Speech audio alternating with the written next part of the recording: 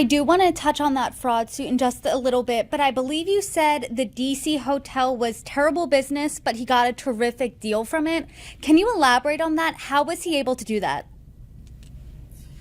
Yeah, it's a great question. He right before the pandemic, he announced that he wanted to sell his DC hotel. Now, this hotel, the problem was is that he spent so much darn money remodeling the thing, and he just basically put too much in. So he had huge interest expenses. This was a variable rate loan, and so as interest rates went up, his interest expenses were going to go up, and he had big interest expenses, and it wasn't turning much of an operating profit. And so each year he was having to inject more and more money into the hotel to keep it afloat. Finally, he basically threw up his hands and said, okay, I'm done and I'm going to sell this thing. And then voila, the pandemic hits. All of a sudden, it's the worst possible time to sell a huge hotel. Who wants a hotel in the middle of a major city at a time when nobody's traveling? So it was, he looked like kind of a fool there for a second, couldn't get any money out of the thing. Now all of a sudden he has to inject even more money into this money losing property. And so things look like it's really dicey. But then, of course, travel resurges as sort of the pent up demand from the pandemic comes back. And also the amount of money that people are willing to spend on real estate surges. And frankly, some people start making dumb deals. They just have a ton of cash and they start spending amounts of money that don't make any sense. In this case, this was a private equity shop out of Miami.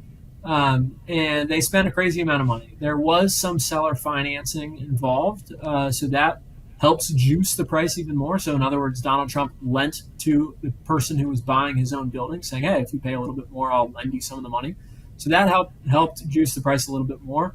But at the end of the day, they just paid a huge sum, and it's difficult to imagine them getting their money back, at least anytime soon.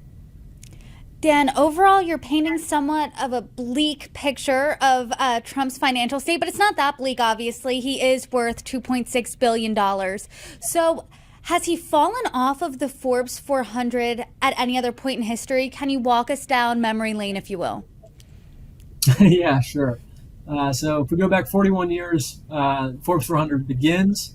1982, first list. Donald Trump cons his way onto the list. At the time, he's a young, brash, 30-something developer who really just has a rich dad, but he acts like it's all his. And so he convinced the reporter that he had a larger share of the family fortune than he actually did. And so he goes on with his dad. They split a fortune at $200 million, $100 million apiece. He stays on the list there for a handful of years. And of course, he gets ahead of himself. Everybody's familiar with the fact that he spent outrageous amounts of other people's money in Atlantic City and doing crazy things like buying the Plaza Hotel and a New Jersey football team that he thought he was going to beat the NFL with, all this just a yacht, all this crazy stuff.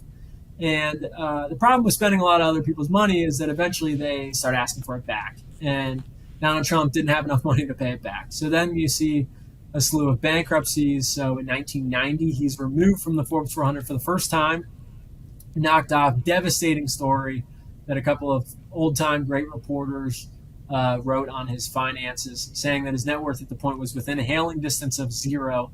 That may have been generous at the time. He, really was in a tough spot. He was off the Forbes 400 for 5 years. His Atlantic City properties, were a disaster. But what happened is he basically was able to shun the problems there and hang on to enough of his New York real estate that he was able to come back. In 1996, he makes it back on the Forbes 400 for the first time.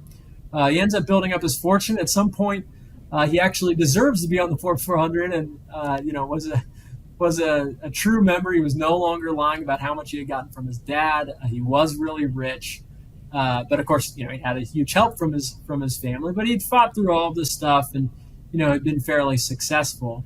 Then he runs for president, and truthfully, the presidential run really messed with his business. It's a difficult thing to polarize your business, especially any consumer-facing part of it.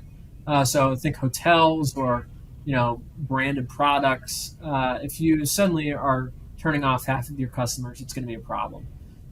So Donald Trump's business really starts to slip while he's in office, and then the pandemic hits. And so in 2022, in 2021, he gets dropped from the Forbes 400 for the first time. And then in 2022, he now all of a sudden has a social media app, and there's tons of excitement about it. Investors think that this is going to be an amazing sort of antidote to Twitter, super hyped up, and we end up valuing that at $730 million, which was conservative compared to what investors thought it might be worth at the time. And then that social media app collapses, and now he's back off the list. So he's been on and off various times over the years. We'll see if he gets back on in the future.